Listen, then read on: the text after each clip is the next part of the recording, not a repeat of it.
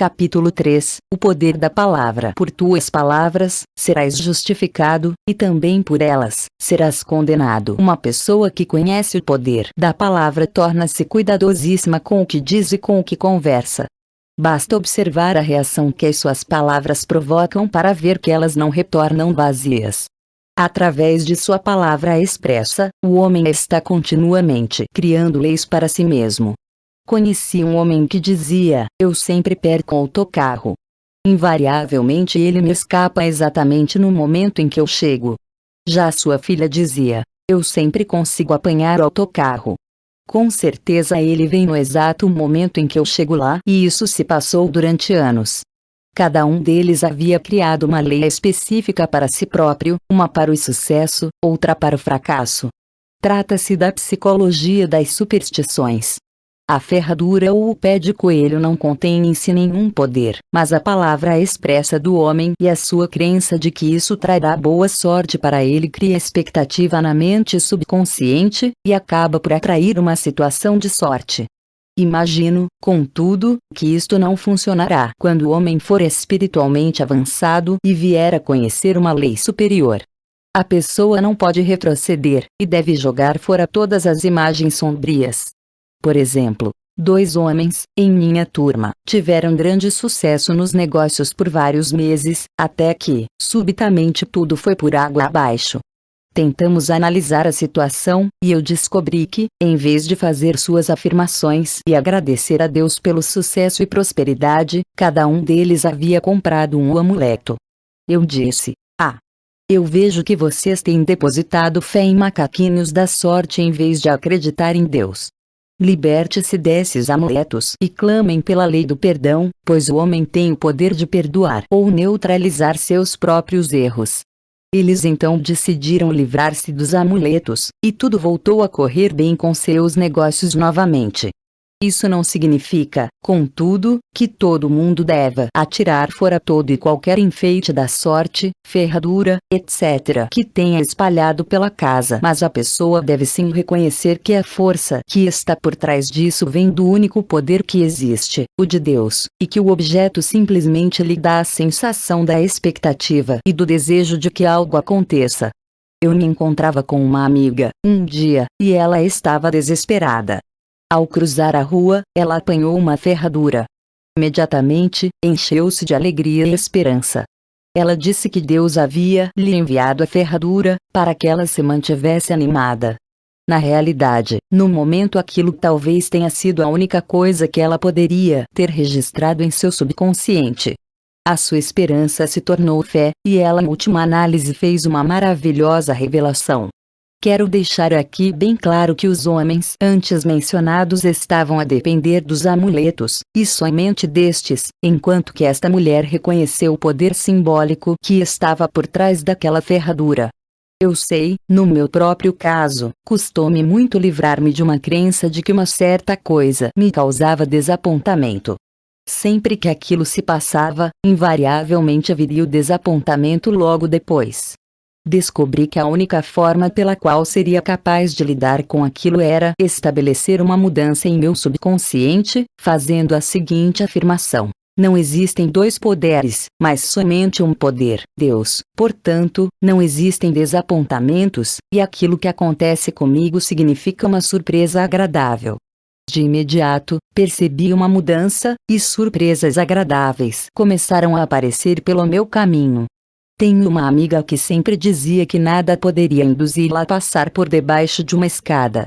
Ele disse: se você tem medo, você estará cedendo a uma crença em 2 poderes, o bem e o mal, em vez de só em um.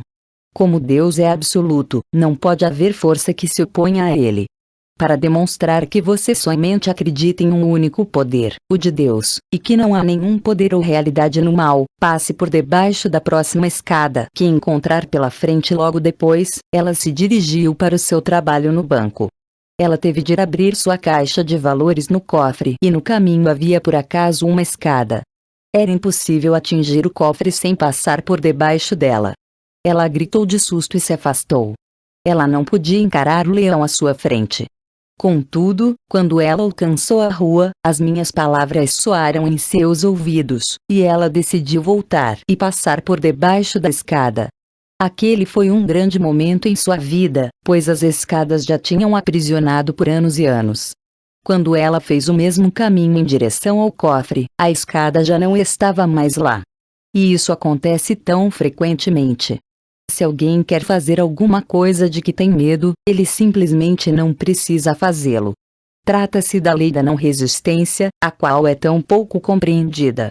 Alguém já disse que a coragem contém mágica e gênio.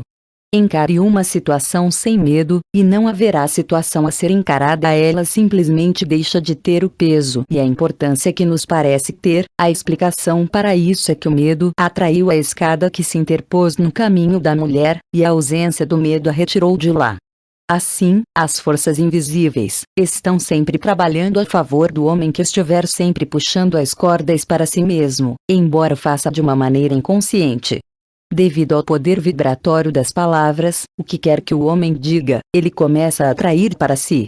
As pessoas que continuamente falam de doenças, invariavelmente as atraem. Depois que o homem aprende a verdade, ele se conscientiza da necessidade de ser tão cuidadoso com suas palavras. Por exemplo, tenho uma amiga que sempre diz no telefone: venha me visitar mesmo, para um papo legal digno dos velhos tempos. Este papo dos velhos tempos significava mais 1 hora e cerca de 500 a 1000 palavras destrutivas, sendo os principais tópicos a perda, a falta, o fracasso e a doença, ao que eu respondia: não, muito obrigada, já tive suficientes papos de velhos tempos em minha vida, eles custam muito caro, mas ficarei feliz em ter com você um papo mais atual, e falarmos sobre o que queremos, e não sobre o que não queremos. Há um ditado antigo que dizia que o homem somente deve ousar utilizar as suas palavras para 3 finalidades: curar, abençoar ou prosperar. O que o homem diz dos outros será dito contra si, e o que desejar para outrem, estará desejando a si próprio. As maldições, assim como as galinhas, voltam para casa para dormir. Se um homem deseja a outrem a má sorte, com certeza ele atrairá má sorte para si próprio. Se ele desejar auxiliar alguém para que tenha sucesso, ele estará desejando e auxiliando-se a si mesmo rumo ao sucesso.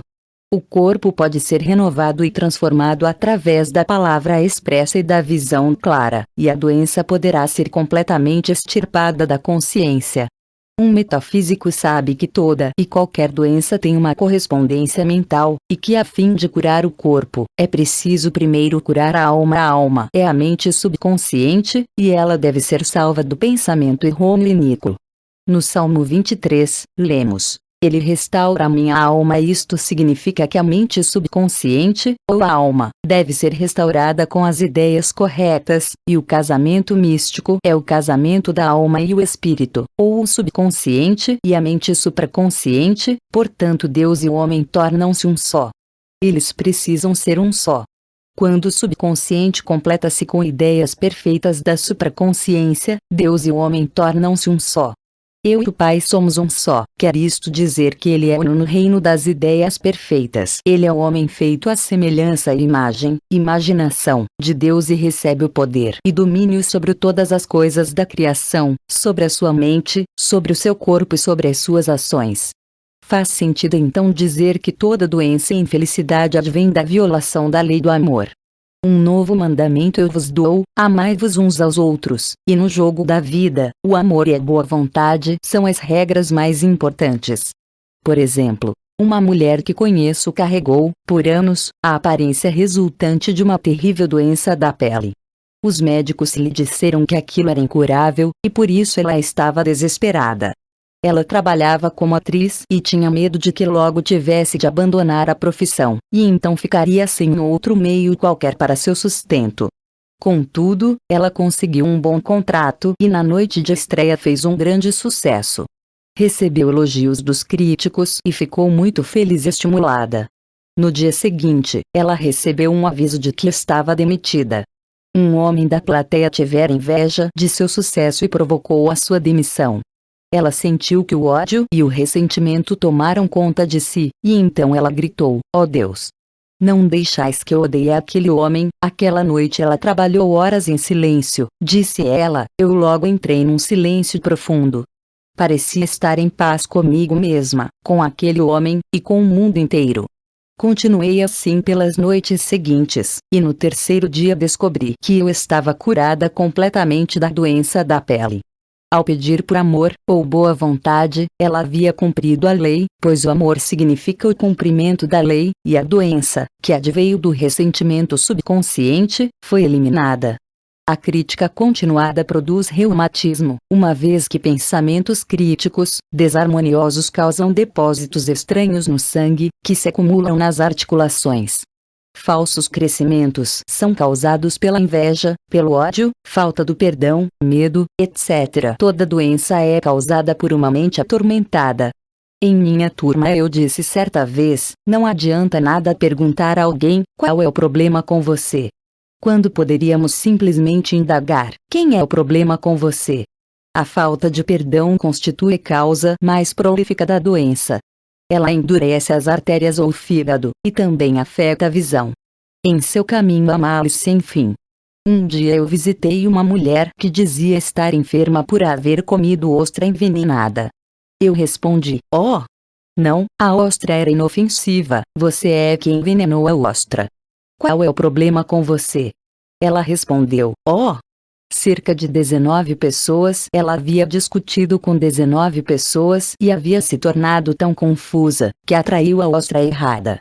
Qualquer desarmonia no exterior indica haver uma desarmonia mental.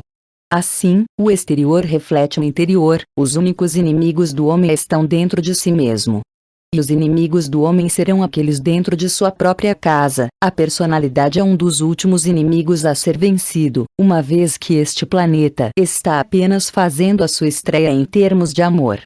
Era a mensagem de Cristo, paz na terra aos homens de boa vontade. Portanto, o homem iluminado esforça-se por aperfeiçoar-se ante o seu próximo. Sua obra está com ele mesmo, para espalhar boa vontade e bênçãos a todos os homens. E o maravilhoso é que se alguém abençoa uma pessoa, esta não tem forças para prejudicar aquele que a abençoou. Por exemplo, um homem veio a mim pedir um tratamento para ter sucesso em seu negócio. Ele vendia maquinaria, e um concorrente apareceu no cenário com o que proclamava ser uma máquina melhor. Aí meu amigo temeu a derrota. Eu então lhe disse: primeiramente, temos de nos livrar de todo temor, e saber que Deus protege seus interesses, e que a ideia divina deve emergir da situação. Isto é, a máquina certa será vendida, pelo homem certo, para o homem certo, e acrescentei, não mantenha uma imagem crítica daquele homem. Abençoe-o todo dia, e não pense em vender a tua máquina, caso essa não seja a ideia divina. Assim, ele partiu para o encontro, sem medo e sem resistir, e abençoar o outro homem. Ele contou-me depois que o resultado foi notável. A máquina que o outro vendia recusou-se a funcionar, e ele acabou vendendo a dele sem a menor dificuldade. Pois eu vos digo, amai a vossos inimigos, abençoai os que vos amaldiçoam, fazei o bem aos que vos odeiam, e rezai por aqueles que vos perseguem. A boa vontade produz uma grande aura de proteção em torno daquele que a emana, e nenhuma arma que se formar contra ele prosperará. Em outras palavras, o amor e a boa vontade destroem os inimigos que existem dentro da própria pessoa, porquanto não existem inimigos do lado de fora. A paz na terra aquele que semeia a boa vontade entre os homens. Se você gostou desse conteúdo, curta e compartilhe. Inscreva-se em nosso canal e ative o sininho. Gratidão e até a próxima.